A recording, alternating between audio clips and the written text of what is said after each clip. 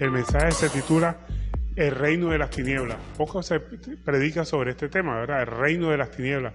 Suena un poco dantesco, pero bueno, te toca predicar porque eso también está en la palabra de Dios, el reino de las tinieblas. Para lo cual invito a que abran sus Biblias en Colosenses capítulo 1, verso 13. Toda enseñanza debe comenzar con la palabra de Dios, porque es nuestro derrotero y es la que nos guía en esta enseñanza. Colosenses capítulo 1, verso 13. Dice, el cual nos ha librado de la potestad de las tinieblas y trasladado al reino de su amado Hijo. Entonces vemos aquí la palabra nos está mostrando que hay dos reinos. El reino de las tinieblas y hay un reino, otro reino, el reino de luz. Es el reino de nuestro amado Señor Jesucristo. Ahora, ¿qué significa reino? Reino es un estado cuya organización política es una monarquía, o sea que hay un monarca, una persona que ejerce autoridad. En el reino de Dios, quien ejerce la autoridad obviamente es nuestro Señor Jesucristo. Es el reino de nuestro Señor Jesucristo y Él es luz. ¿Sí? Ese es un reino gobernado por Dios, Él es el Padre de las luces. Así lo dice el Salmo 27, Jehová es mi luz y mi salvación, ¿de quién temeré? Jehová es mi fortaleza de mi vida, ¿de quién he de atemorizarme? Entonces vemos aquí como el reino de Dios es el reino de luz, en contraposición al reino de las tinieblas. Vamos a ver quién es el reino de las tinieblas. Pero en el reino de Dios también hay siervos, los que lo obedecen a Dios. Son luz del mundo, así nos lo dice la palabra de Dios. Dice, vosotros sois luz del mundo, una ciudad asentada sobre un monte no se puede esconder. Entonces vemos que la misma palabra de Dios nos está diciendo que nosotros somos luz del mundo, llevamos la palabra de Dios. No somos luz, traemos la luz que es nuestro Señor Jesucristo. Y esas personas se caracterizan porque han aceptado a Cristo como Señor y como Salvador. Como Señor significa que lo obedecen. Aceptar a Cristo como Señor quiere decir que lo obedecemos. Lo podemos como nuestro Señor, como nuestro monarca, como nuestro Rey. Lo obedecemos. Por eso nuestro Señor Jesucristo dijo, mis ovejas oyen mi voz y me siguen. ¿Y qué más dice? Y yo les doy vida eterna y no perecerán jamás, ni nadie las arrebatará de mi mano. Así dice Juan 10:27. Y también reconocerlo como Salvador, porque de nada sirve ser que nuestro Señor Jesucristo sea nuestro Señor, perdón la redundancia, pero que no sea nuestro Salvador. Pero para que sea nuestro Salvador tenemos que reconocer que somos pecadores. Todos somos pecadores. Entonces, si todos somos pecadores, tenemos que aceptar esa condición. Por eso el apóstol Pablo dijo, Jesucristo vino por pecadores, de los cuales yo soy el primero. Nosotros somos pecadores, lo que pasa es que ya somos pasivos, diferente a los que son activos, pero tenemos que reconocer que somos pecadores, que en el momento que nos separemos de nuestro Señor Jesucristo vamos a hacer lo mismo que éramos antes o de pronto hasta peores. Siempre tenemos que estar agarrados de nuestro Señor Jesucristo para poder cambiar, porque sin Él nada podemos hacer. Así lo dijo nuestro Señor Jesucristo, ¿verdad? Él dijo, sin mí nada podéis hacer. Entonces, los siervos de nuestro Señor Jesucristo tienen que reconocerlo como Señor, porque lo obedece, y como Salvador, porque reconoce que son pecadores. Pero otra característica fundamental es que han muerto a sus deseos carnales. Esos son todos los que habitan en el reino de Dios. Vivos, pero están vivos para Dios. Están muertos para los deseos carnales, pero están vivos para Dios. El príncipe de la potestad de aire, una figura simbólica de poder que ejercen las doctrinas del mundo en la mente del hombre. Miremos lo que nos dice al respecto de Efesios capítulo 2, verso 1. En Efesios 2, 1 nos dice, Él nos dio vida a nosotros o a vosotros cuando estabais muertos en vuestros delitos y pecados, en los cuales anduvisteis en otro tiempo, ya no, ahora estamos en otro tiempo, separados, siguiendo la corriente de este mundo conforme al príncipe de la potestad del aire, el espíritu que ahora opera en los hijos de desobediencia, entre los cuales también todos vosotros vivíamos en otro tiempo con los deseos de nuestra carne, haciendo la voluntad de la carne y de los pensamientos, y éramos por naturaleza hijos de la ira, lo mismo que los demás. Entonces vemos aquí, nos está mostrando otro reino. ¿Cuál es ese otro reino? Porque está el reino de nuestro Señor Jesucristo, que es el reino de luz. Hay otro reino que es el reino de las tinieblas. ¿Cuál es ese reino de las tinieblas? Es el gobernado por las ideas y razonamientos del mundo. Ese gobernador de la esfera celestial equivale a gobernar en el terreno de la mente, el sistema religioso judío. Ese fue el que atacó a nuestro Señor Jesucristo. El liderazgo judío, encabezado por el sumo sacerdote de turno, quien En la ley de Moisés era considerado el príncipe del pueblo. El sumo sacerdote era considerado el príncipe del pueblo. Eso es a lo que se refiere a la palabra de Dios. Así lo dijo nuestro Señor Jesucristo en Juan capítulo 12, verso 31. Dice, ahora, o sea, Juan capítulo 12, verso 31 dice, ahora es el juicio de este mundo. Ahora el príncipe de este mundo será echado fuera. Ahora, en este momento, no se está refiriendo a un momento futuro, sino ahora, en este momento. ¿Cuál es el momento que nosotros recibimos la palabra de Dios? En este momento, ese príncipe de este mundo es echado fuera. Ese razonamiento que trae el mundo será echado fuera. Las falsas doctrinas de este mundo. No está diciendo que va a echarse fuera sobre la tierra de los habitantes, sino sobre las doctrinas heréticas. El sistema religioso judío. Cristo reina sobre todos los espíritus que tienen poder y autoridad. Nuestro Señor Jesucristo, Él sigue gobernando, Él no ha perdido autoridad. Así nos lo dice Colosenses capítulo 2, verso 8.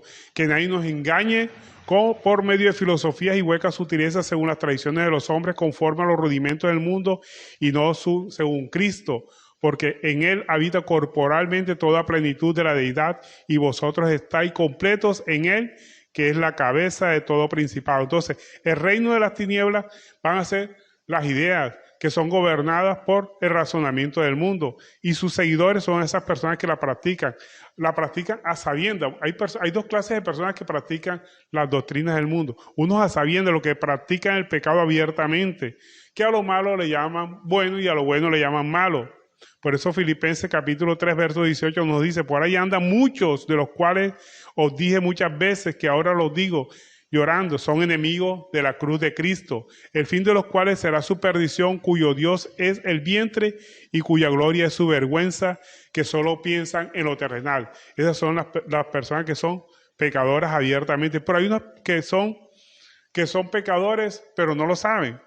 Son los que creen hacer el bien, pero buscan su propio beneficio. ¿Quiénes son esos? Pueden ser inclusive religiosos, pueden ser cristianos que utilizan la misma palabra de Dios para su propio beneficio. Por eso en Mateo 7:21 nos dice que no todo el que dice Señor, Señor, entrará al reino de los cielos, sino el que hace la voluntad de mi Padre que está en los cielos. Muchos en ese tiempo dirán en aquel día, Señor, Señor, no profetizamos en tu nombre, y en tu nombre echamos fuera demonios, en tu nombre hicimos muchos milagros. Entonces os declararé, nunca os conocí, apartados de mí, hacedores de maldad. Entonces vemos aquí que la palabra de Dios nos está mostrando que en ese reino de las tinieblas son gobernados por las doctrinas heréticas de este mundo, y que sus seguidores pues son los que hacen o practican esa doctrina. Ahora, ¿quién es Satanás conforme a la palabra de Dios? La figura de Satanás es una influencia del lenguaje gráfico que había en ese entonces, influenciado por la cultura griega. Pero en el Antiguo Testamento nos muestra a Satanás como un ángel caído. Así lo muestra en Job capítulo 1, verso 6. Muestra a Satanás como un ángel. Dice, un día vinieron a presentarse delante de Jehová los hijos de Dios, entre los cuales vino Satanás. Entonces vemos aquí cómo Satanás se presenta como un ángel, pero posteriormente vemos cómo nuestro Señor Jesucristo señala a Pedro como Satanás. ¿Será que Pedro era Satanás? Miremos lo que nos dice la palabra de Dios. Mateo 16, verso 23. Pero él, volviéndose, le dijo a Pedro, o sea, nuestro Señor Jesucristo volviéndose, le dijo a Pedro, quítate delante de mí, Satanás, me eres tropiezo, porque no pones la mirada en las cosas de Dios, sino en las cosas de los hombres. Entonces vemos aquí cómo Pedro no era Satanás, pero se estaba comportando como una persona adversaria contra los planes de Dios. Entonces vemos aquí que Satanás es un adjetivo calificativo de una persona perversa que es adversario de los planes de Dios. Estaba contra los planes de Dios porque nuestro Señor Jesucristo tenía que ir a la cruz del Calvario. Y Pedro se estaba oponiendo, comportándose como Satanás, o sea, como un adversario. Por eso nuestro Señor Jesucristo lo señaló como Satanás, pero él no era Satanás, pero su actitud de adversario, por eso nuestro Señor Jesucristo lo señaló como adversario, calumniador, enemigo, acusador. Entonces vemos aquí que en el Nuevo Testamento vemos que Satanás no es como un semidios, un dios del mal, sino una influencia griega que es la que se manipula o se manifiesta ahí en el Nuevo Testamento. Ese calificativo también puede ser en forma exterior. Vemos aquí como nuestro Señor Jesucristo vio a Pedro como Satanás, lo señaló como si fuera Satanás por su forma de actuar, de ser adversario. Pero también Satanás se puede manifestar interiormente en las personas. ¿Cómo se manifiesta? Cuando dejamos salir la vanidad, la vanagloria. La verdadera fortaleza, no sabemos que la verdadera, olvidando que la verdadera fortaleza proviene de Dios. Por lo menos vemos el caso de David. ¿Quién incitó a David para hacer el censo del ejército de Dios que iban a pelear en ese momento? Algunos dicen, no, fue Satanás, otros dicen que es Dios. Miremos lo que nos dice la palabra de Dios. ¿Quién incitó a David a realizar el censo? En 1 Crónicas 21, verso 1, nos dice, pero Satanás se levantó contra Israel e incitó a David que hiciese el censo a Israel. Entonces vemos aquí cómo la palabra nos está mostrando que Satanás se levantó contra Israel. Pero sin embargo, en 2 Samuel, capítulo 24, verso 1, nos señala otra cosa, nos dice, volvió a encenderse la ira de Jehová contra Israel e incitó a David contra ellos a que dijese, ve, haz un censo de Israel y de Judá. Entonces, ¿qué está la pregunta? ¿Quién incitó a David a hacer el censo? ¿Satanás o Jehová? Quien incitó a hacer el censo realmente fue el orgullo de David de jactarse de su fortaleza militar. O sea que olvidándose que la verdadera fortaleza nuestra debe provenir de Dios y no del poderío militar que tenía en ese entonces David, ni de nuestra fortaleza que tengamos en un momento dado, que a veces tenemos una fortaleza en nuestro trabajo, en nuestro dinero, en lo que somos, en los bienes que tenemos. Nuestra fortaleza siempre tiene que venir de Dios, el resto es vanagloria. Entonces, pues a veces dejamos salir ese personaje calificativo como vanidad o vanagloria, que podríamos denominarlo como Satanás, que está dentro de nosotros cuando tenemos malos pensamientos o utilizamos la vanagloria, creer que nuestro poder, que con nuestras cosas, con nuestros bienes podemos salir adelante en las situaciones que se nos presenten. Eso sería vanagloria. Entonces vemos aquí cómo cuando la palabra de Dios dice Satanás se levantó contra Israel, realmente quien se levantó contra Israel fue el orgullo de David de jactarse de su fortaleza militar.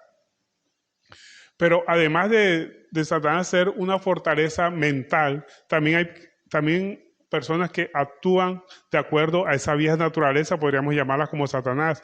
Es una de las debilidades humanas.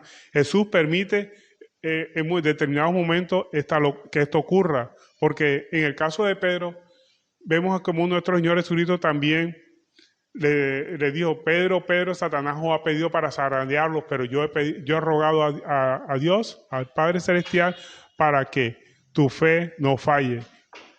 Entonces, nuestro Señor Jesucristo puede permitir en un momento dado que nuestra vieja naturaleza salga a flote y pequemos contra Dios. Es nuestra vanagloria, nuestra locura de hacer las cosas a nuestra manera. Pero también puede afectarnos la concupiscencia.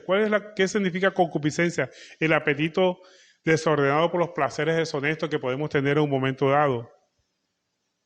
En 1 Corintios capítulo 10, verso 13, mire lo que nos dice sobre la concupiscencia.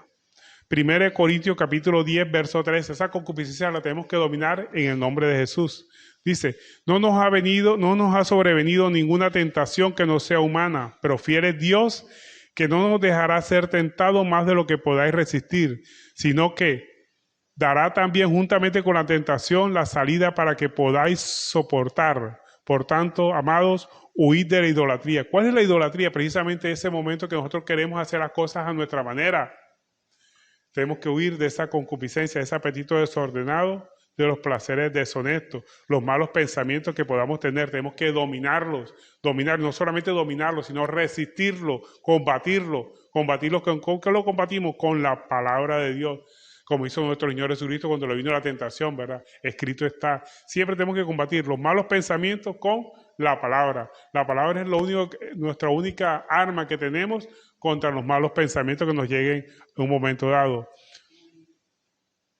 Ahora, una persona puede en un momento dado creer que Satanás está atacando su vida, pero es realmente el poder, siempre el poder viene de Dios. Satanás no tiene ningún poder sobre nosotros si nosotros nos agarramos de Dios, porque la palabra de Dios nos dice que Dios envía un poder engañoso a los que deciden no creer en el Evangelio de Cristo, que se deleitan en burlarse del Evangelio. Y Dios puede enviarles un poder engañoso para que crean en la mentira. ¿Usted quiere creer que echarse una agüita, una cosa lo va a proteger? Pues Dios le puede enviar un poder engañoso. Y eso lo dice la palabra de Dios en 2 de Tesalonicenses capítulo 2, verso 11. Lo invito a que me acompañen para que tengan en cuenta que el poder siempre viene de Dios. Todos los poderes, lo que nos puede a nosotros proteger siempre viene de Dios. 2 de Tesalonicenses capítulo 2, verso 11 dice: por esto Dios, a las personas que no creen en Dios y creen en el poder de Satanás o de los demonios, de la hechicera, de la bruja, podría agregarle ahí, les envía un poder engañoso para que crean en la mentira, a fin de que sean condenados todos los que no creyeron a la verdad, sino que se complacieron en la injusticia. Entonces vemos aquí como siempre el poder siempre ha sido de Dios.